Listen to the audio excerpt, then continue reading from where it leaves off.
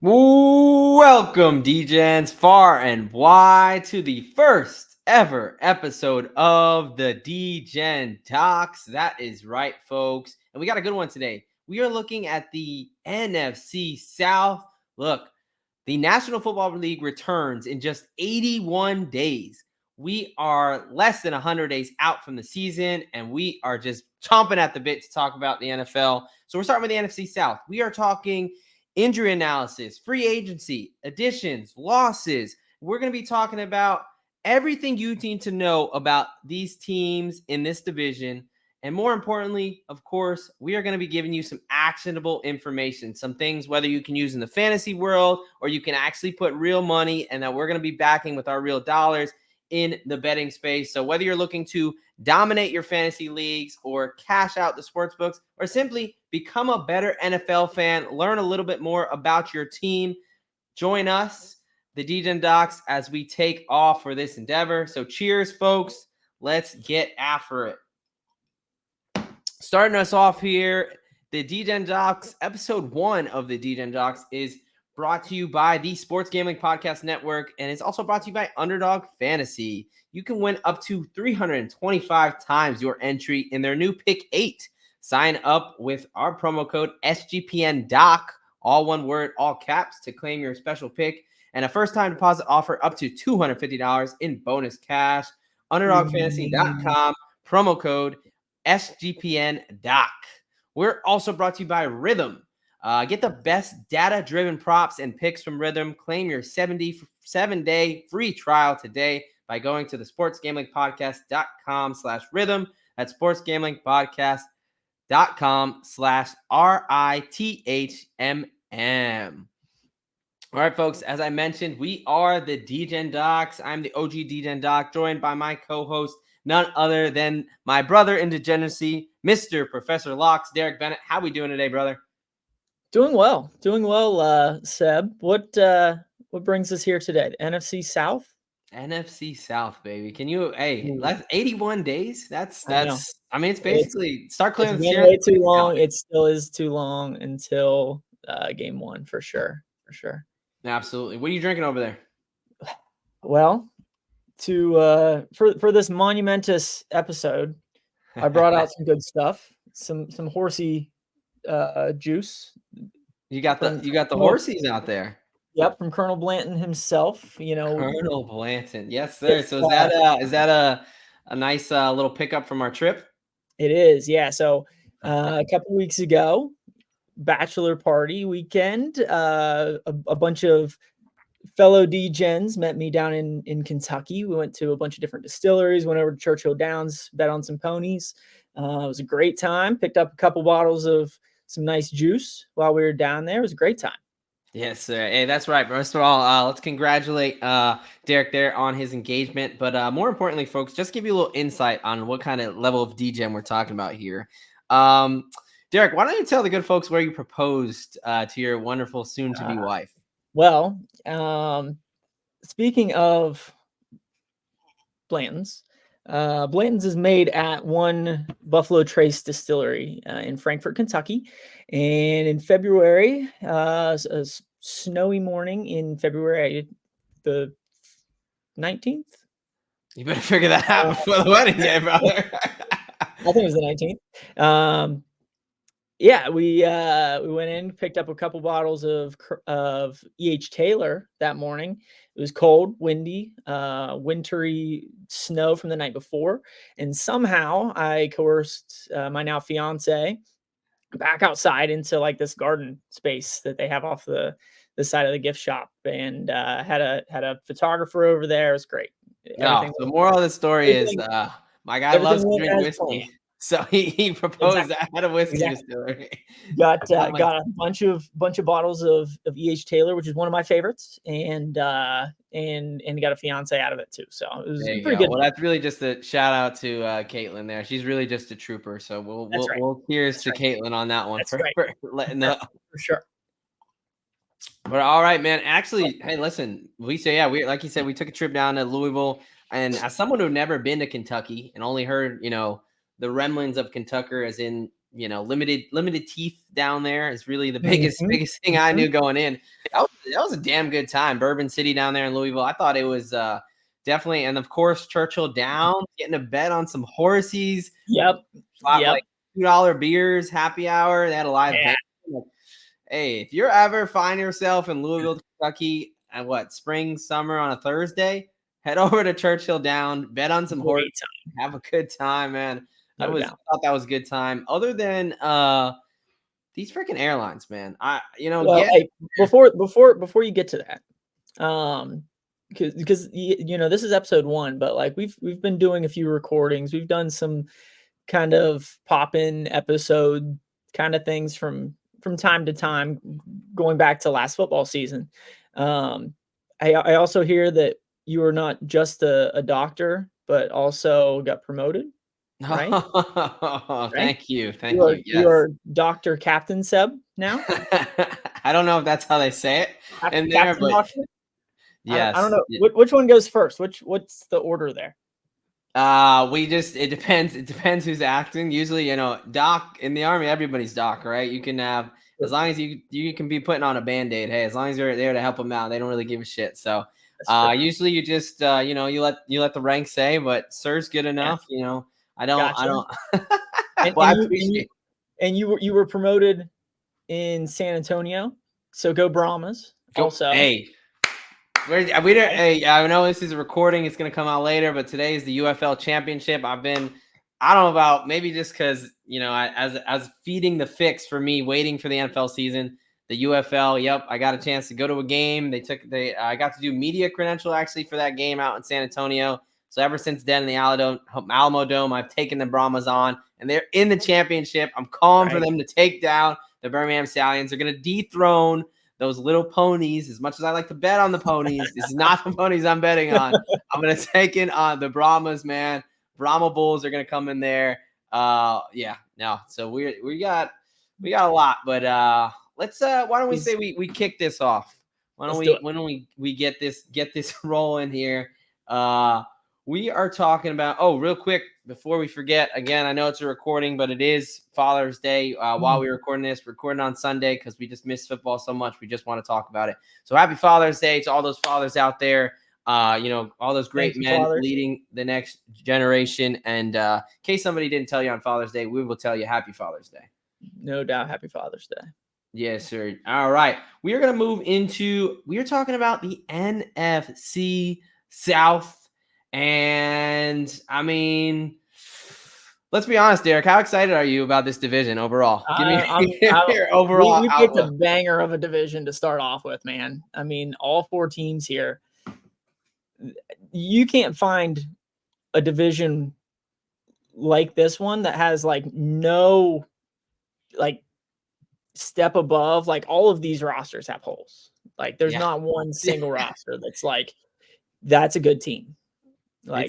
It's so wide open. I mean, well, if you look at we are going to getting a lot of our lines from DraftKings. It's just kind of what we use, a little bit easier. If we look at the odds prices, though, man, I mean, it seems like they do have a clear favorite. You got Atlanta at -115 as the favorites, and you got the Bucs at +310, Saints +340, and Carolina Panthers at 11-1.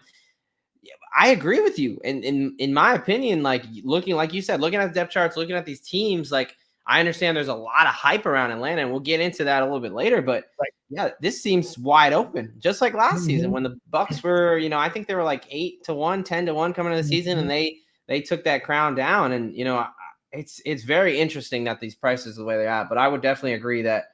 A lot of moving pieces, a lot of influx of talent, outflux of talent. I mean, there's a lot of change in this division, and they didn't start, going back to last year. There wasn't much coming out of this division anyway. So it'll be an interesting conversation here. Hey, man, one of these teams has to host an NFL playoff game. So despite the records, am not anticipating 2 teams to come out of this division, but hey, you never know. But yes, no matter how bad it is, one of them will be a playoff team. So we are absolutely going to talk about them. So the way we're going to kick this off, we're going to start down in sunny Tampa Bay Buccaneers. We are coming off the NFC South reigning champions, the the Tampa Bay Buccaneers there. So we're going to start kicking it off by, why don't we talk about, let's see, we'll go over to their major losses. So guys that are no longer on the team, we're going to be talking about mostly impact guys, right, guys? Now, on this show, on the DGen Jocks, we are, again, two healthcare professionals who love football, right? We also love making money off football. So we are going to be talking both offensive, defense here. We are not just simply going to be talking about just the little sissy offense, okay? It's not just purely a fantasy thing, because that's not how football works, right? Football is played with 11 on 11. So we are going to cover all aspects. So talking about major losses. Except for we're not talking about any special teamers, right? No, we're not no talking kickers, about punters, kickers. That's okay. true. Yes, yeah, absolutely. They don't count. You're right.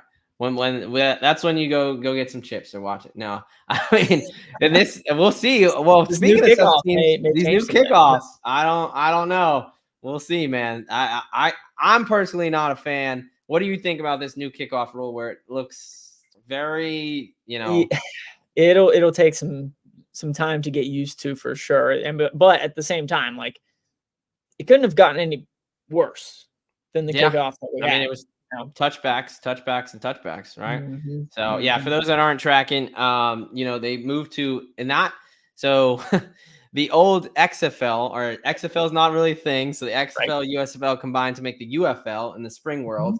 But the NFL decided to take the old XFL's kickoff, where essentially, it's just the kicker back there at the 35 or 30, wherever it is. And then they have the two teams, 10 players, line up 10 yards apart. And then you got the returner. Nobody can move until the returner actually catches the ball. So I think there was one touchdown return in the whole XFL season for a touchdown.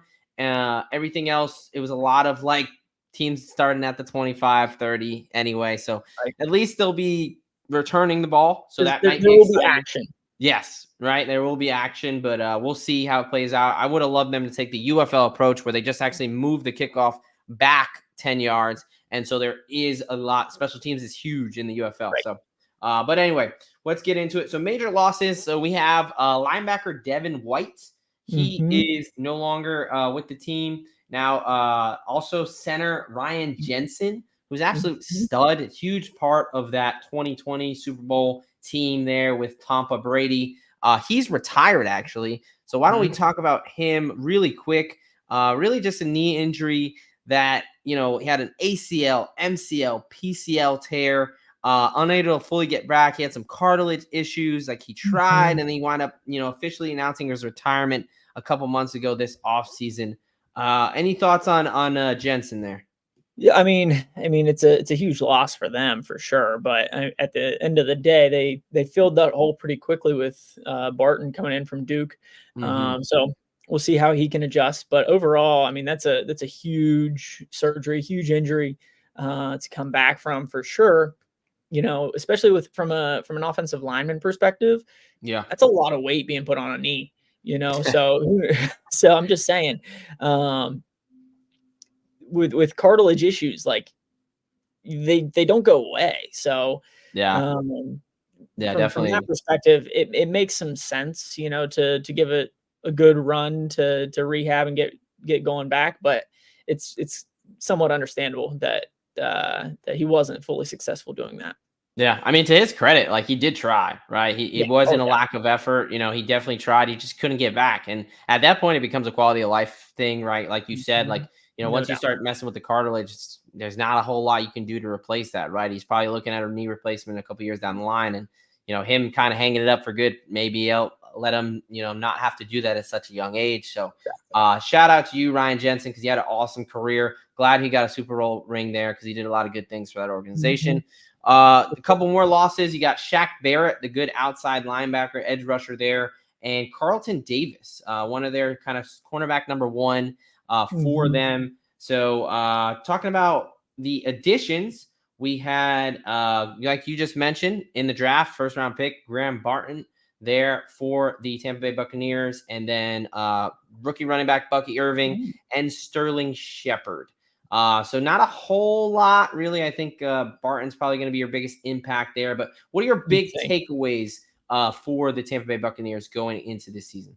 I mean, honestly, as far as losses go, I think towards the end of the season, uh, Devin White and Barrett, they started kind of splitting snaps to a certain extent anyways. I think KJ Britt had started to take a little bit more of that workload from Devin White to begin with. So I don't know if Yeah. that's going to be a huge loss there. I mean, Shaq Hmm. Barrett I mean, that's a big time pass rusher that they'll miss him, Hmm. but they got a young stud coming in to fill him with Yaya Diaby or however you say his name. So Yeah. Yeah. hopefully he can fill in that hole. The biggest loss for me is Carlton Davis. Like you said, Yep. he was their number one corner. He ended up in Detroit, I believe, right? You might be right there. Yeah, I I'm think not he's sure in Detroit exactly. now, Mhm. which good for the Lions. We'll talk about them in the coming weeks, but I think that's probably the biggest loss. And as far as additions go, they didn't do a whole lot in free agency, but I think they hit a couple good young guys in the draft with Graham Barton and Bucky Irving. Yeah.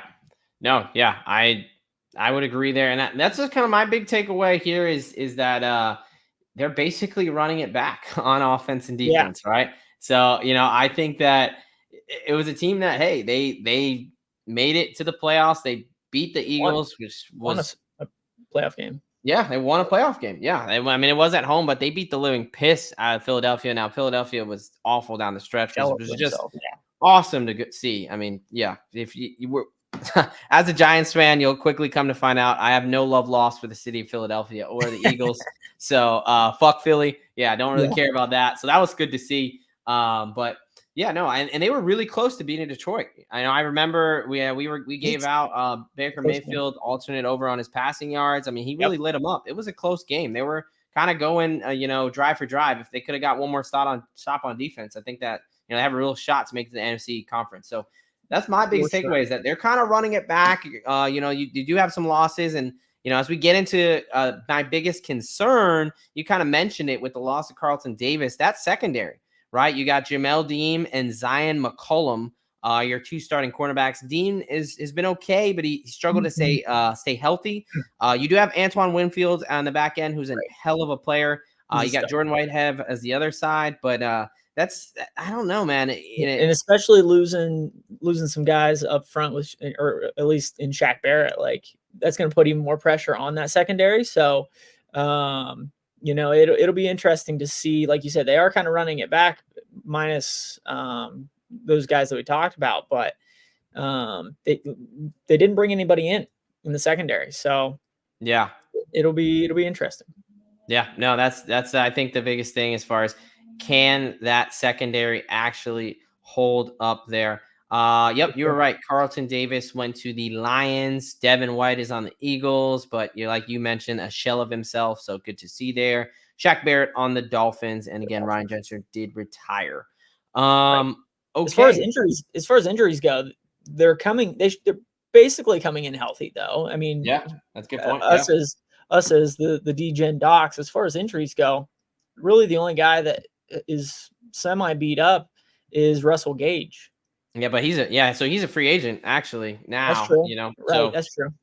so we'll If they talk end up some of bringing him these. back, but Yeah, so some of these, as Derek mentioned, some of these free agent guys we're going to talk about just kind of they're not on a team right now, right? He actually was working out for the Saints this week, so we'll see if he gets picked up there and stays in the division.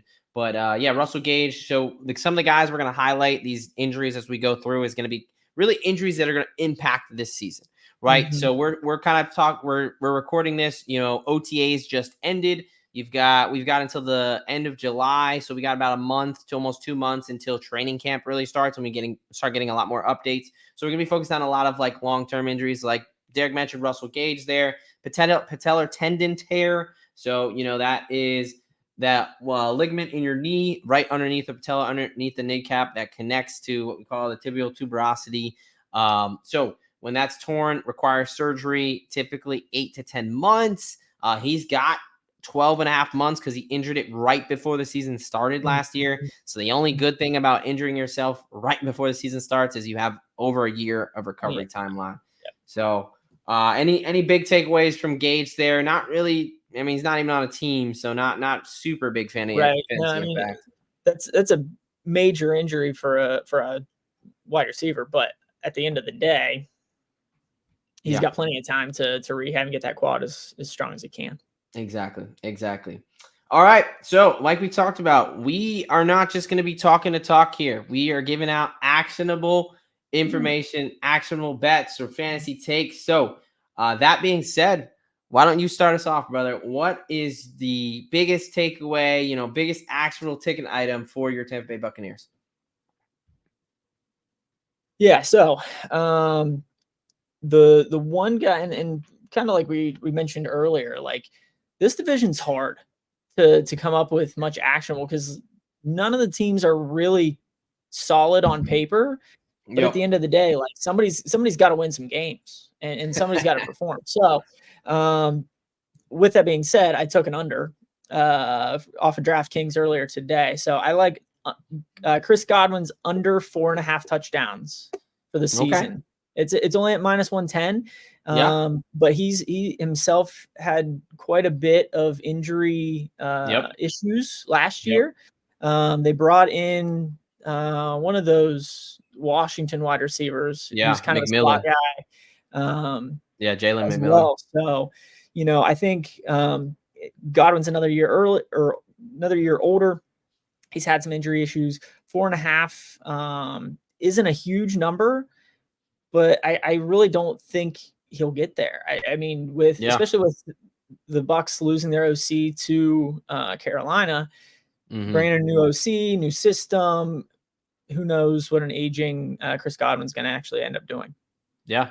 No. Yeah. I don't hate that at all. Godwin. Yeah. Like you said, he just dealt with a lot of injuries. He just didn't look like himself, whether it was the injuries or whatever. He had a couple of decent games, but he wasn't on the field, and when he was, he didn't look like himself, like you said. Yeah. I think it's kind of funny because you have two kind of opposites as far as the Buccaneers wide receiver room. They're two alphas, right? Mike Evans just seems to just keep having 1,000-yard seasons and keep putting up numbers despite getting older. And then Chris Godwin, we have seen that decline kind of from him. So pretty interesting. Definitely don't hate that. Like you mentioned, they got the rookie McMillan there, which I thought the trio of Washington wide receivers were all studs. So maybe he steps up and takes his slot. You had Trey Palmer, rookie from last year, from I believe Purdue. He showed some things last year. Famously, whenever he woke up angry, it was a good time to bet his anytime touchdown. We definitely got onto that train, so he made us a little bit of cash there. So okay, that's what you got from the Bucs? You're taking under. Who do you like? So, like you said, somebody's got to win some games, and for me, I just think the prices are too nice to not pass up on the Buccaneers, NFC South champions, to run it back at plus 310. I just think I mean, again, they just did it last year. They had all the doubts and naysayers last year, and we saw what they did. We saw how they produced, and they're basically running it back, right? Like we talked about others outside of the potentially the cornerback position. They answered their questions at center with Graham Barton, who I think is going to be a solid player for them. Mike Evans is back. You have Baker Mayfield back, and like you said, Canales did leave. Now he's the head coach of the Panthers. But I think that the guy who's stepping up there at our OC is going to be from a very similar mindset. I think they saw success last year, so why change a lot of things? So give me the Bucs at NFC South champs plus 310. This is partially I'm high on the Bucs. This is also partially I am very low on the rest, as we'll get to find out. I'm not super high on the rest of this division. I think you still have Levante David, Antoine Renfield, Vita Vea, Kalijah Kancey. Like you still have some really stud guys on that defense. And the offense, again, Rashad White stepped up. Mike Evans isn't dog. And Baker Mayfield looked comfortable. Cade Otton looked like he could do some things. And this offensive line is kind of one of the better lines. Wirfs, they brought in Bredesen, Barton, Cody Monch. It's a young offensive line, but I think they got a lot of potential. No, I completely agree with that. But question for you. Is the Bucs, or do they still have the best defense in this division? I think it's a two horse race. I think it's either going to be definitely either them or New Orleans. Now, New Orleans secondary, in my opinion, is better. I just don't know about their linebacking core, and their D-line is getting a little bit old. Right. So, I think that's a coin flip, but I will say I do believe the Bucs have a much better offense than the Saints do. Completely agree. Yeah. So that's pretty much it. The only one I was thinking about was to make playoffs at plus 145. But honestly, like we talked about at the top, I like the South to just win the division at plus 310. You're obviously getting a better price, but I do not really see two teams coming from this division. I know they added that extra slot in the 7 slot there for the playoffs, but still, like, man, I don't know if we're gonna get two teams out of the NFC South. So give me the like Bucs. you said, if you're crunching numbers, the likelihood of two teams coming out of this division is just not great. So you might as well take the 310 over the 145. Yep. Gonna go there. All right, moving on. Before we do that, we just want to tell you, hey, we're talking about the NFL, but hey, if the NFL is only 81 days away, then college football season is right around the corner. So the countdown is on. SGPN has you covered. The college football experience is doing individual team previews for every college football team.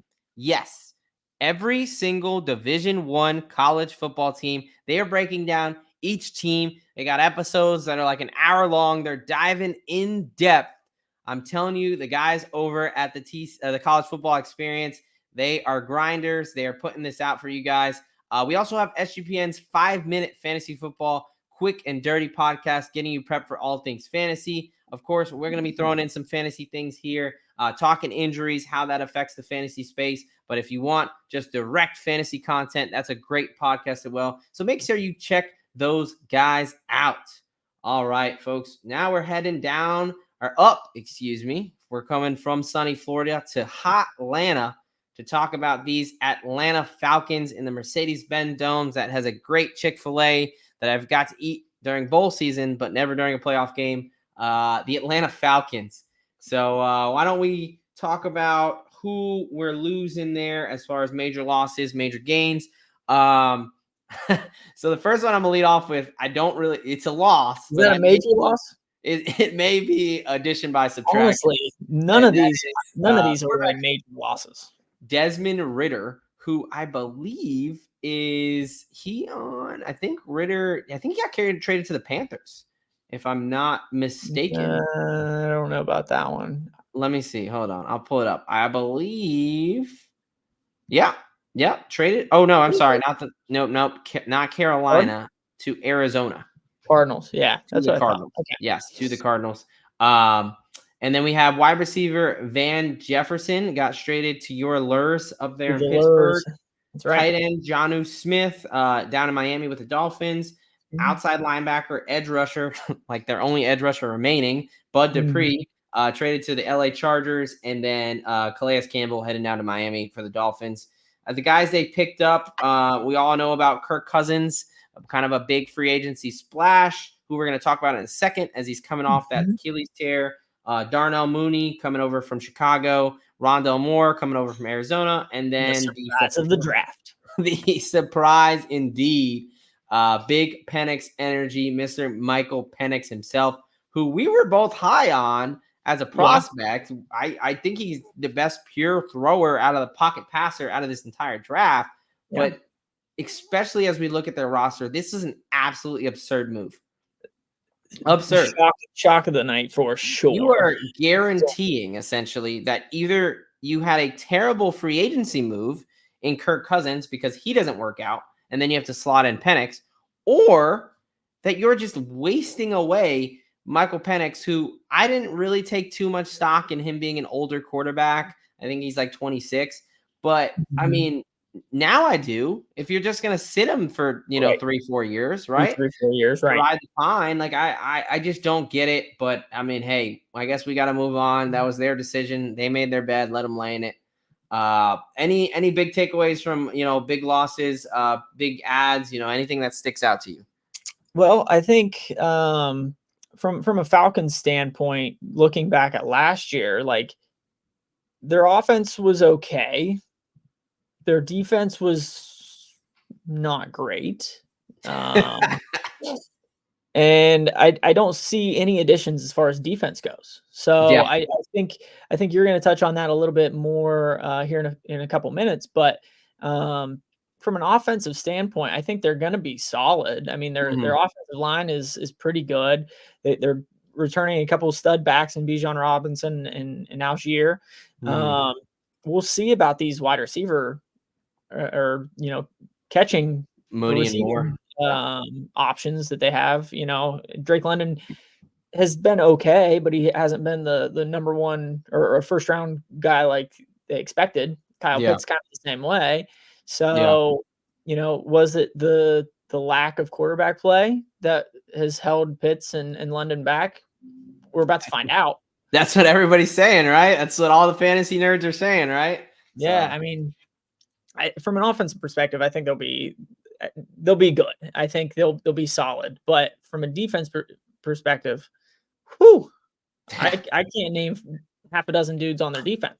yes, So we are definitely going to get into that. Before we jump over to the big takeaways, let's talk about these injuries because there are two big injuries to two big couple big players ones. for this team. We already mentioned Kirk Cousins dealing with an Achilles tear. So as we can see here, your Achilles tendon is connected to your calf muscles. So when it's torn, it does require surgery to repair. This is a lengthy recovery process, about 10 to 12 months on average return to play. So when we talk about recovery timelines, just kind of at the top, we're talking about when can we actually see this guy getting out to the field and getting back to actually being a pro athlete and a professional football player, getting to the things they can do. Not just, hey, is everything fully healed? Because that doesn't equate always. It's not like you're just, hey, I can walk, I can play football. There's a lot of steps in between that Derek and I know very well because that's kind of our world as physical therapists. That's what we do. Mhm, mhm. So he's got about 10 and a half months of recovery time for the season. The other thing to note is it is a right Achilles tear. So that is his back leg where he has to kind of generate that power from for Kirk Cousins. So what are you thinking about Cousins going into the season? Are you think this is going to affect him? Or, is this something that's keeping you staying away? Cousins going around QB 18 in most drafts there, about 146 overall. What are you thinking? So first thing, as far as Kirk Cousins go, I like the guy. I mean, I don't know him personally, but he seems like a good dude. From a You and him with quarterback the perspective, Coles Cash brothers. that's exactly right. Yes. But I also want to thank him for not saying that he was going to come back for the Vikings playoff run last football season. I think he was realistic as far as his timeline goes, unlike other notable quarterbacks that have Achilles injuries. The But with speed that being bridge, though, bro. The speed yeah, bridge. yeah. So, with that being said, 10 and a half months, this injury usually, sidelines folks for around 10 to 12 months. Yeah. Reasonable timeline. So, going into the season, I think, Kirk Cousins is going to be who Kirk Cousins is. Like, you're not expecting him to move around the pocket a ton. You're not Yep. expecting him to, break out and run for 15, 20 yards. Yep. So I think, as far as a passer goes, he'll be fine. Yeah. Um, as far as fantasy goes, I don't know if I would necessarily draft Kirk Cousins, Yeah. personally. I think he's one that, depends on how deep your league is, but Yeah. in your standard 10, 12 team leagues, he's probably one of those that is gonna end up on a waiver wire, is gonna, he may go through the draft not being drafted anyway. So Yeah. if especially being in this new situation with kind of unproven um, talent around him from the wide receiver perspective, I don't know if he's going to be like that top 5, top 10 fantasy quarterback. So I would probably hold off on him. But with that being Mhm. said, he's definitely an upgrade from Heineke uh, and Ritter. Heineke, So man. from a Falcons perspective, I think their offense will be better. Yeah. No, Taylor, I was just thinking Taylor Heineke is going to be a great name to pull in about like 20 years. He's going to be like, when you're just thinking of like a Yes, random players from like back in the day, like Rex Burkhead or somebody like that. You're just going to be like, that's you remember exactly right. Taylor Heineke going up against Tom Brady in the playoffs and kind of, Yep. giving a little run before they won the Super. Like, that's going to be a great pull about That's 10, 20 years down the line. that's a But, great call. no, man, I think you're on it. The little bit of concerns with it being the power leg where he's got to generate. So, we'll definitely flush some of that out from training camp. But the question, From that point, like he is somebody that can push or is willing to push the ball down the field, and they will have some dudes that can run in terms of Rondale Moore and Darnell Mooney. So that may be missing from that offense. We'll see. Yeah, especially early on is the only thing I would see it affect, this first 4 weeks. I think after that, he'll be fine. But, well, one, for those that didn't know, we were talking about my dog's going off there in the back. But for those that didn't know what he was referring to, he was talking about Aaron Rodgers there for the New York Jets, where everyone laughably thought, the other quarterback, the other guy who everyone laughably thought, what was it? Less than 6 months he was going to come back. Yeah, we were trying to tell. I think we were just yelling at the top of our lungs, like, "Hey guys, this is not. Please don't fall for this." Like the worst thing I saw was DraftKings putting out like, "Will he return or will he make a pass?" And it was only yes. You couldn't bet no. Like I always hate bets like that. I feel like there's such a scammy thing, like just taking people's money. There was no chance he was going to play. No. So hopefully you didn't fall into that trap and you listened up last year. Question for you: would you rather take Matt Stafford, Justin Herbert, or Kirk Cousins in your draft? Because those are similar ADPs we're talking about with Kirk Cousins. Read those back to me. Herbert, Stafford, or Cousins? Herbert, Stafford, or Cousins. I would probably put Cousins as in the 3 hole there.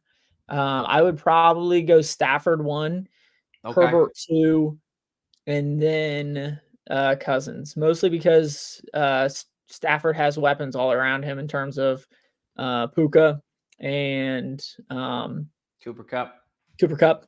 Yeah. And then Herbert does have that running ability. I mean, he's a big, tough dude that can move in the pocket. So even with Harbaugh coming in there and wanting to pound the rock, I think he's going to have a decent year.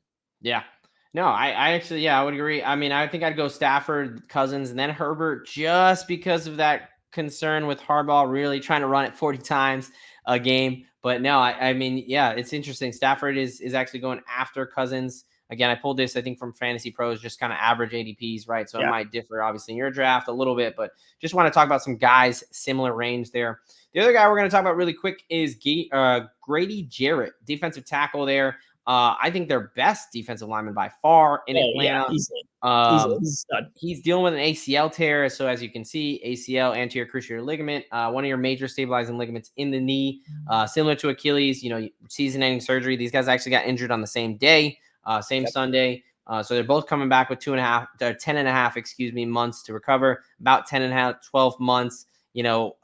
I wouldn't be surprised if Grady Jarrett starts, maybe on a snap count or something like that for the first 4 games or so. I would not expect him to just have a great year as we're used to. So I would expect a little bit of a dip. What about you? Is this something that you're a little bit concerned about with Jarrett? No, I think you hit the nail on the head as far as the snap count, especially again, big dude putting a lot of pressure, a lot of weight on those knees, on those ligaments. So that 10.5 month time frame, probably okay. But as we know, the research shows if we can get to a year, if we can get to 16 months, if we can get to 12 or 2 years, the likelihood of re-injury is a lot less. So I think he will start the season, but not at the same rate as we're used to seeing. Yeah.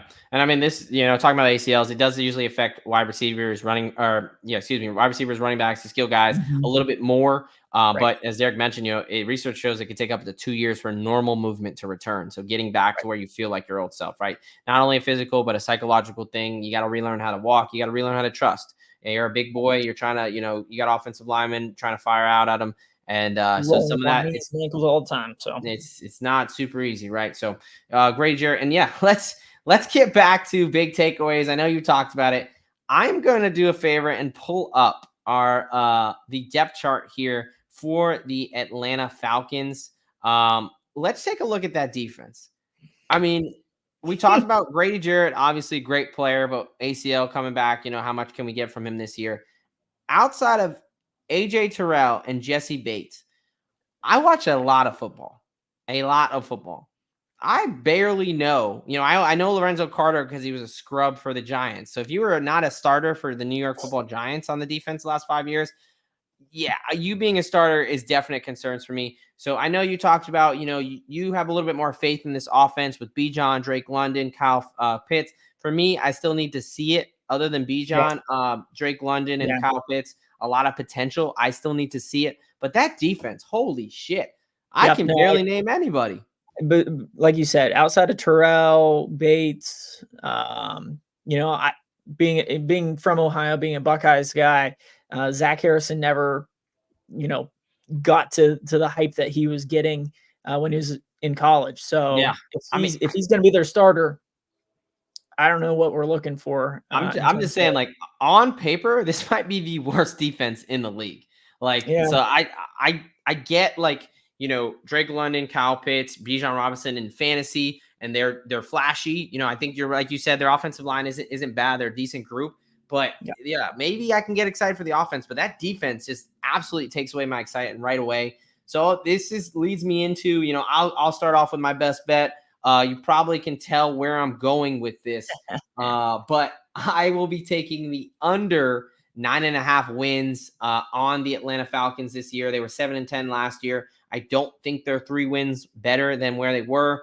You have obviously Kirk Cousins is an upgrade at quarterback, coming off the Achilles, coming off the questions of why the hell did you guys just draft a rookie in the first round? You just paid me a shit ton of money.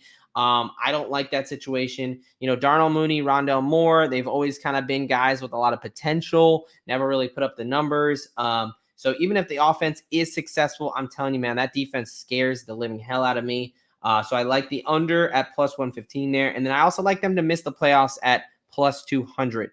We just talked about, only think one team's going to come out of this division. I think that, if they're not going to get above 9 wins or 9.5, excuse me, I think they're going to be somewhere close to where they were, maybe even 8-9 or something like that. I don't think that's going to be enough to get the playoffs or get the division win there. So give me their under 9.5 at plus 115 and to miss the playoff at plus 200. What do you got for the Falcons? So I went back to the player props with the Falcons. So like you said, I am a little bit higher on the Falcons, at least their offense, than you are. With Kirk Cousins coming in there, we know he likes to throw to his number 1 target. Drake London's gonna be that guy. Last year, he finished with just over 900 receiving yards. I think it was 69 receptions. Nice. That's how you know the whiskey is flowing. Exactly. I can see a path where he gets an extra, 15, 20 receptions, an extra 250 yards, 300 yards, and gets over his 1,250 receiving yards on the year. And that's right now at plus 200 on DraftKings. So I'm going over 1,250 for Drake London at plus 200. I mean, it's a lot of yards, but plus 200 ain't bad. He got to 900 with Desmond Ridder and Heineke. Yeah. So you gotta. Even though I'm low on the Falcons, like we're gonna talk about another team where I think that there's a clear alpha wide receiver, and if they're smart, they're gonna feed the hell out of him. And he was open. I think that I drafted Drake London last year. I don't. I think he's a good wide receiver. He's got a lot of potential, but that quarterback situation was just god awful. And you're right. He almost put up 1,000 yards with that. So I definitely do not hate that play at all, even though I am kind of a Falcons hater for the season. All right, folks, real quick, we are halfway through. So we're going to tell you about some of our sponsors here. And we're going to start off with Underdog Fantasy. We talk about them a lot. They're our friends over there at Underdog. They've got pick 8 now. I talked about it at the top, but that's where you can get up to 8 picks instead of the usual 5. You can get up to 325x X your amount. That's right. $1 can win you $325 with all their boosts and specials there. They're really using a lot of specials and boosts lately. You got your NBA Finals are still happening at this point. Boston hasn't gone and, finally finished off the Dallas Mavericks after going up 3-0. Dallas is still alive at this point. Again, when we're recording, who knows if they'll be alive for much longer. So make sure you get in over on Underdog Fantasy. And again, use promo code SGPNDOC. That's all one word, all caps, SGPNDOCs to claim your special pick and first time deposit offer up to $250 in bonus cash. UnderdogFantasy.com, promo code SGPNDOC there. Listen, Underdog, I know we love to play it during the season. I'm playing it right now over on the UFL sphere. This is just a example of, sometimes I give out winners, folks. That's all I'm saying. So UFL, I thought it's been a lot of fun. Definitely not as, it's interesting, these new leagues, not as many plays, not as much. It's kind of developed throughout the season. But definitely those spring football leagues, not everybody watches them. So you can sometimes find some lines that just don't make sense, right? So Underdog Fantasy, make sure you guys check them out there. You get your player projections, fantasy projections, things like that. All right, folks, we are going to head into the bottom of the division last year, and that is your Carolina Panthers. It's a hell of a nice stadium there. We watched a game or two in that stadium. We did go back in our pit days. That's right. You remember watching Clemson absolutely slaughtered. Yep, Clemson beat the living tar out of Pittsburgh Panthers there. I forget what year the ACC championship that was, when it was Lawrence was still there, right? Lawrence was still there, and Kenny P was lighting it up for Pittsburgh. So yeah, good days. Right. All right, so we're gonna start off as always. We're gonna talk about the losses and the additions. We got a lot for the Carolina Panthers. Most notably, Brian Burns is now a New York Football Giant. Very, very excited about that as a Giants fan, as I mentioned.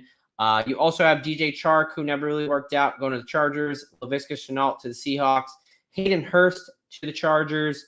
Frankie Louvu went to the Commandos there. Jeremy Chin, safety, went to the Commandos as well. And cornerback Shaquille Griffin went to Minnesota. For the additions, they got Jonathan Brooks, running back out of Texas. He was their, I believe, second-round draft pick. You had Deontay Johnson coming from the Lurs there. You had Xavier Legette, their first-round draft pick, wide receiver from South Carolina. And then you had Jadeveon Clowney, still kicking in the league. He's been added. 2 offensive guards in Robert Hunt and Damian Lewis. And then Josie Jewell taking over the middle linebacker spot to take over for Frankie Louvu, and Dane Jackson to take over for Dante Jackson, who went to the Steelers. So a lot of moving parts there. What are your big takeaways? Good thing that they made some moves, because they needed it. Overall, kind of like you said, Brian Burns is going to be missed, and you're perfectly fine with that. Him going up to the New York Football Giants. Do not hate that one bit. Do not hate it one bit. Yeah. I mean, Jeremy Chin, Shaq Griffin, a couple notable losses as well.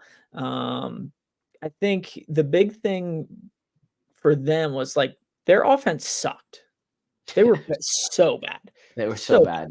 At basically every level. I mean, you bring in a rookie quarterback in Bryce Young and don't give him anybody to throw to. His offensive line's one of, if not the worst in the league. Yep. And I think they tried to do him a favor here and go out and get a couple new pieces in terms of wide receivers, a couple big guards to help protect him. We talked about a little bit earlier how the Bucs former OC, what's his name? Dave Canales. Dave Canales. Is he is he the coach? Oh, never mind. That Deontay Johnson got that all figured out for us. I was gonna say, man, you're about Deontay on the same page as their new star wide receiver. Figured out. Okay. But anyways, joining a new company, going out to dinner, and not knowing your boss, like your CEO, right? The guy who brought you here. That's fucking insane, man. That's crazy. That's wild. Absolutely insane. But I mean, as a resident Steelers fan, Deontay Johnson, I can see it. Is can see it. everybody crazy? Like, dude, Mhm. I've never been the biggest DJ fan, I'm not gonna lie. Mike Not to Tomlin say that I must have like mind him control. walking out the door. What's that? He's got to have mind control abilities. All Oh, these dudes are crazy when they leave. they are. Le'Veon Bell, AB, Yep. now Johnson and he even admitted, like, telling the story. Yeah, I didn't know who my head coach was. Like, I know, come on, I know. dude. I mean, Tomlin has them locked down when they're in the Steel City, but once they leave, whoo, you find out a lot. But Yeah. no, I think they did get better on offense. Bringing in Jonathan Brooks, that I know you're not high on, but it's another horse in that stable of running backs that Canales is going to use. You know, we know with him in Tampa, um, he's going to pound the rock. Like, they weren't super efficient when they ran the ball, but Yep. they're going to go to the well over and over again. Yep. Deontay Johnson and Leggett should be better options than shoot, what the The DJ Chark, Laviska and all. yeah, Mingo's still there, but yeah. basically anybody outside of Thielen, who Yeah. knows anybody else on their offense. Yeah. So, Yeah. I think they're gonna be better. How much better is the question. It's almost hard to be worse. So yeah, Exactly. definitely get that. No, you mentioned Exactly. it. So yeah, the real big injury. So we'll talk about some minor ones really quick. Shaq Thompson, obviously a huge player for them, linebacker there, outside linebacker. He had a fibula fracture. The bone essentially broke, right? So typically about a 3 to 4 months. A lot of times with the bones, it's just about letting that bone heal. Sometimes you need surgery depending on what type of fracture it is, if it's stable or not. But really, it's 3 to 4 months. He's got 11 and a half months to recover. It just sucks because it happened in the beginning of the season, and it just took the whole season. And there was no point of trying to rush him back with that pitiful season they had there in Carolina. So he should be absolutely good to go. And then you mentioned the rookie Xavier Leggett from Carolina, South Carolina there. Hamstring strain, it seems minor, happened in OTAs, something to monitor. Hamstrings are a bitch. They are definitely one of the most burdensome injuries in the NFL. They suck to rehab because you feel better. Like you feel like, oh, I feel like I'm good, right? And they have a high re-injury rate. So before that muscle is actually fully healed, you're going to feel better. So these athletes are going to try to push themselves, and there's where a lot of re-injuries. So as long as he can avoid that, and he's got a lot of time still in the offseason, not too worried there. But Jonathan Brooks is the big one. And we'll talk about him a little bit. ACL tear, which we just talked about. Again, major stabilizing ligament in your knee. He got injured on November 11th. So he's got just about 10 months until the NFL season. So why don't you give your take on Brooks, and then I'll go after. Yeah, so I think as far as the timeline goes, it's not awful, but it's not in his favor by any Yeah. means. Like you said, I think that 10-month mark is the earliest that we would ever send somebody back. But with that being said, they have a stable of running backs. They got Miles Sanders. They got Chuba Hubbard. They just brought in Rashad Penny, who has dealt with injuries in his own sense. If he But could ever stay on the damn field, man. exactly. But they have other backs, to get him through that first 4-6 weeks. If they were to delay his timeline a bit, which probably would be beneficial. But I think it's also one of those, you got a new toy, you want to play with it, kind of a thing. So it'll be interesting to see how quickly they get him on the field. Yeah. So yeah, you kind of alluded to it. I've got a little bit of strong feelings about Jonathan Brooks, and kind of here's how it breaks down for me. I will say this: Jonathan Brooks, out of the rookie running back class, clearly, when healthy, the best running back. He did some awesome things at Texas, no doubt, but he only really played 1 year, right? Sitting behind Bijan and Roschon Johnson. So, in his first real season as being the guy, he had a major injury. Then he's a rookie in the NFL. Speed changes.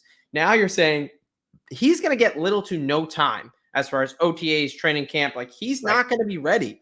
No. And even at the 10-month mark, running backs have a difficult time trusting their knee again and getting back to it. So I expect a really slow start. I expect him to not even maybe be ready for week 1. I think it's in his best interest to not get rushed forward and be thrown out there week 1. Here's how I see it, though. Right now he's going at RB 25, right around pick number 90 overall for the fantasy football season. I think that he's going to, it's whether injury or whether just trying to catch up to the league, he's going to struggle early on.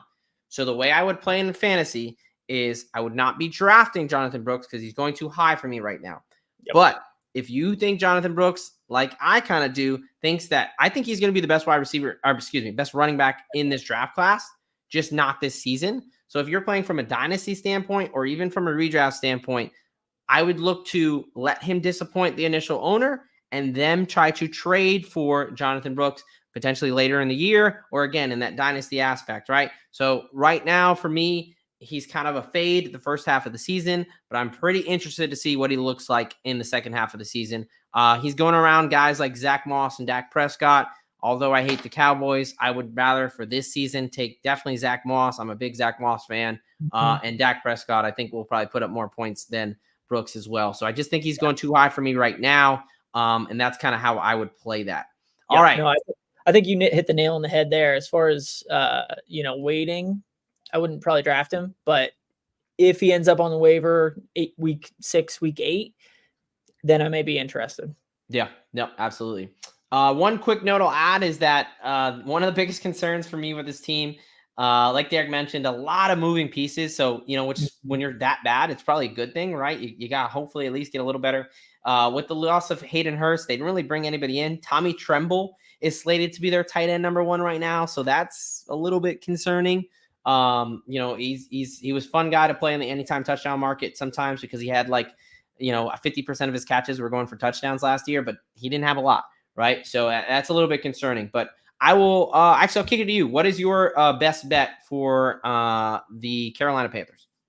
So I got a couple thoughts here. So the one that I'm all over is Clowney's sack total, which is only at 6.5. Okay. They really don't have many other pass rushers. Not really. DJ Wonham, probably the biggest one. Exactly. I mean, you lose Brian Burns. Yep. He had 9.5 with a defensive or a loaded defense in Baltimore last year. So I think Clowney's number is just a little bit low for me. I know 9.5 sacks last year. Yep. Holy shit. Yep. No so way. 6.5, I think is a pretty good number for him to get over. The one that I'm kind of interested in is Bryce Young comeback player of the year. Oh, what is he coming back from? Sucking? Exactly. What? He's listed in that market? Are you serious? Yes, at plus 4,000. That award makes no fucking plus 4,000 comeback player of the year. Just 40-1 comeback player of the year, Bryce Young. They bring in a ton of new offensive weapons for him. They get him some help up front. They get him a new OC, head coach, whatever you want to call Canales. I'm just saying. Hey, I'm thinking about it. It's 40-1, so I'm not gonna tear it apart. Listen, I think Bryce Young can be a good quarterback. I did like him coming out of the draft. Yeah. You're right. He was in probably the worst situation ever in Carolina last year. So I'm not ready to just throw him away like everybody else is, but okay. Canales came in and fixed Baker in Tampa Bay. Okay. You bring in Deontay Johnson. You bring in a stud rookie wide receiver in Leggett. You have a boatload of running backs already. Like everybody's throwing him to the wolves right now. So he's coming back to the slaughterhouse as it is. 40-1. Okay. So I mean, Baker was close to getting that award. I think he was like 200-1 or something like that. So okay. I don't hate it. You got all right, I can build the narrative. You have the number 1 draft pick, was terrible situation, not really his fault. Now he gets some help. Like you said, QB whisper, OC comes in. Exactly. Okay. All right. Let's see. I don't know if I'm ready to pull trig yet, but 40-1, can't really knock it. All right. We mentioned it a little bit. I've got one play here. My best bet for the Carolina Panthers for the 2024 NFL season is Jonathan Brooks under 5.5 rushing touchdowns. Question for you, Derek. How many rushing touchdowns do you think the Carolina Panthers had as a team for the 2023 season? 5. Not that low, but they had 7.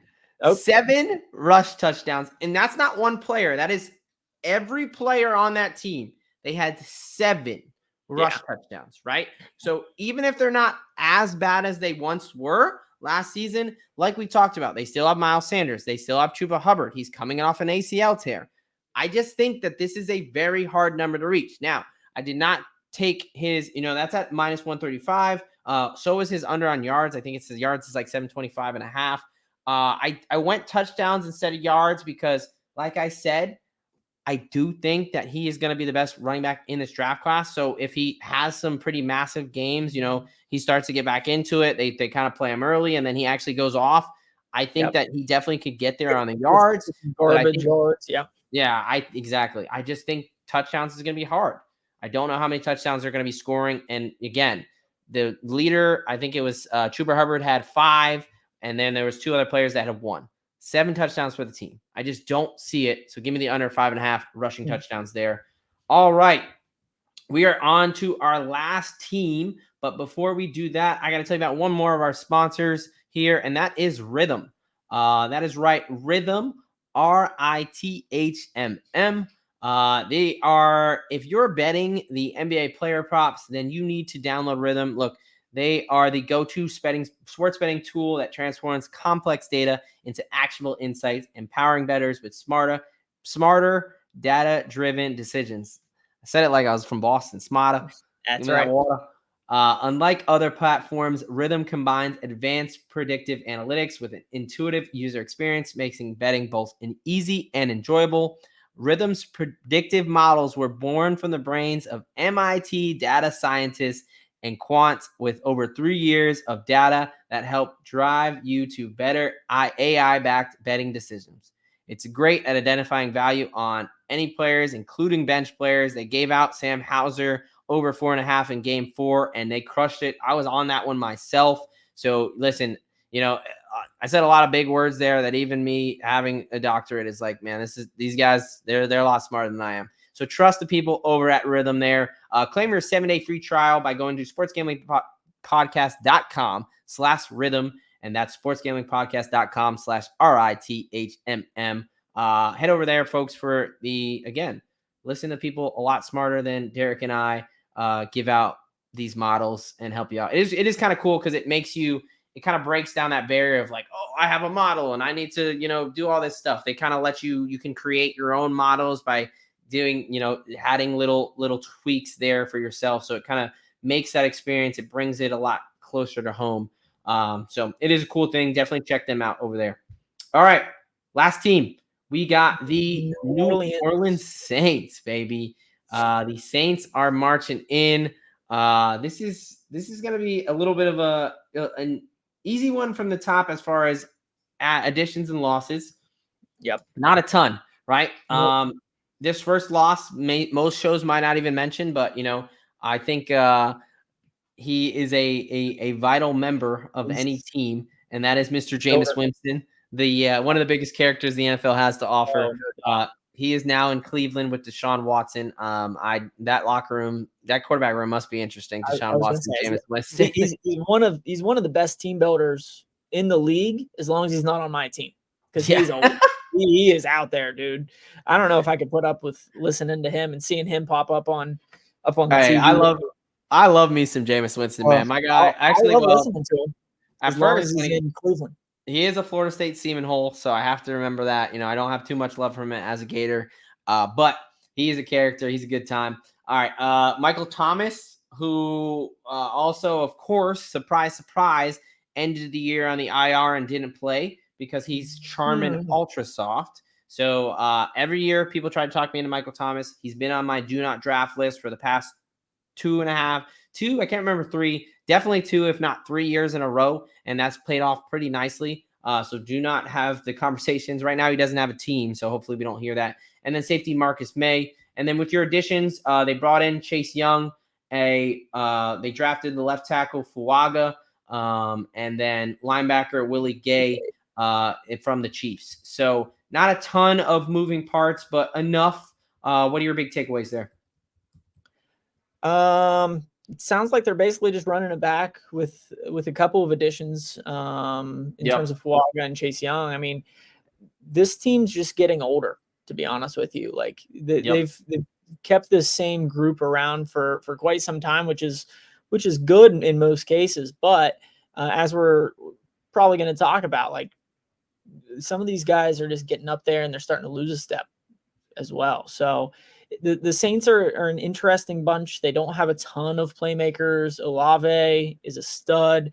Kamara, who knows when he's going to show up with his contract, issues. The Saints are an interesting bunch.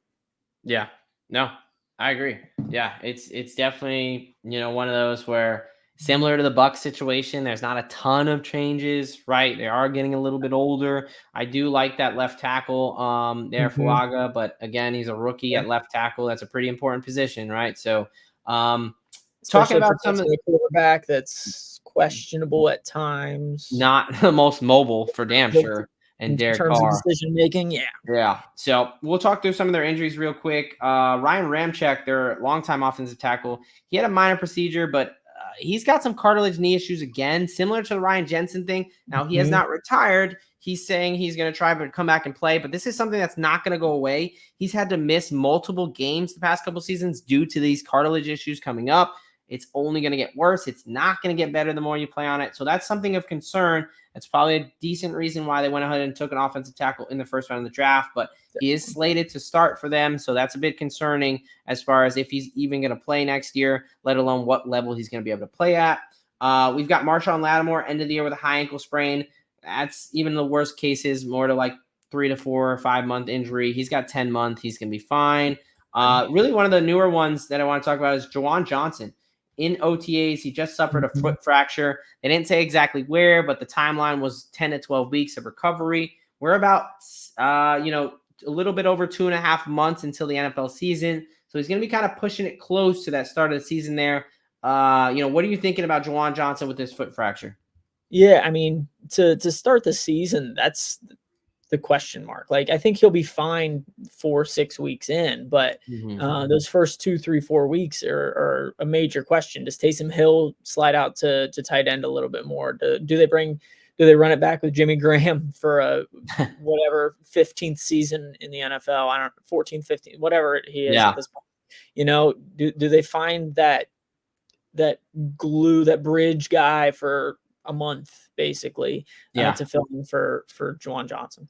Yeah, no, Juwan Johnson was someone that I know a lot of people in the fantasy space were pretty high on because he was a low, he had a high ceiling. You didn't have to risk a lot, low risk, high ceiling type of play. He's going around tight end 22, about 184 overall. Guys like Isaiah Likely and Tyler Conklin are going around that range. I think this is a situation where we got to see, but I wouldn't.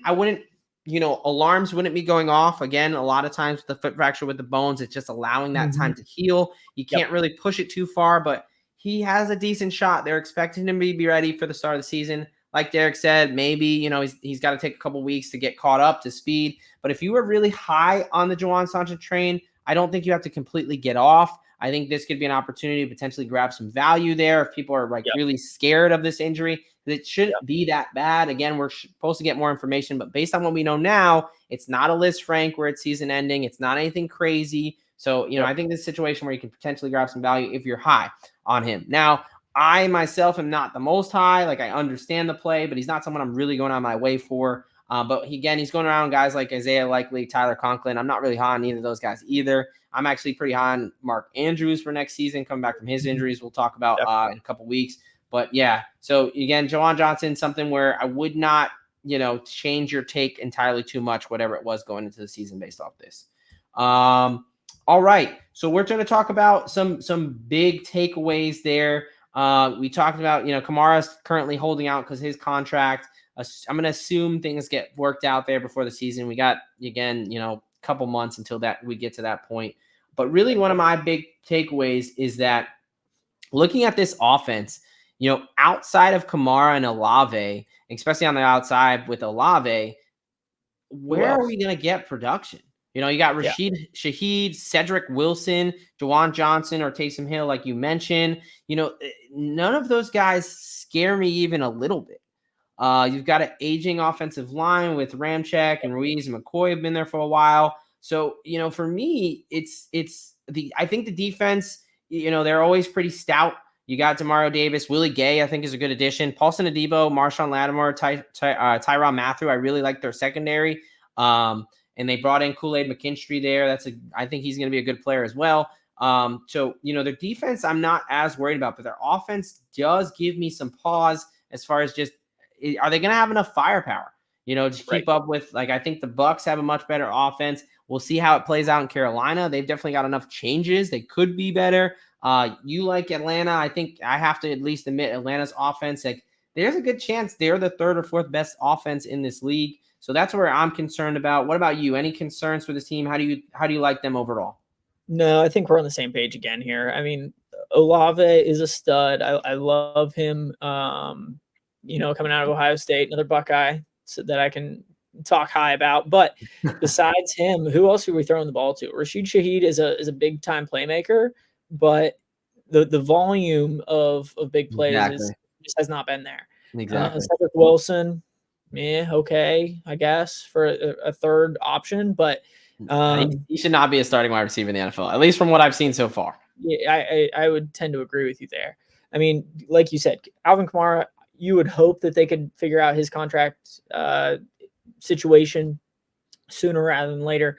But you have Kendre Miller there. You have Jamal Williams still hanging around New Orleans. So, I mean, there's just not a ton to love on the offensive side. That their offensive line should still be solid. But again, with Ramczyk's in and out, that's hard to say. And so, I think this could be one of those that they,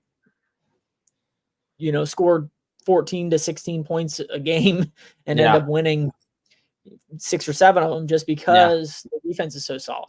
Yeah, no, I'm right there with you. So I'll lead us off here with, best bets, best thing. You talked about him already with Olave. I am really high on him. I think he's only at 1,025.5 receiving yards is his line for his overall this season for his future. I just think that's too low. He's 2 for 2 for that number already in his career. He's the clear number one wide receiver now.